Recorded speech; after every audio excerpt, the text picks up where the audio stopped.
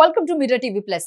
అగ్రకథా నాయకుడు మెగాస్టార్ చిరంజీవి ఏ ముహూర్తాన బ్రహ్మానందం సినిమా వేడుకకు వెళ్ళాడో గానీ అప్పటి నుంచి సోషల్ మీడియాలో ట్రోల్ అవుతూనే ఉన్నాడు.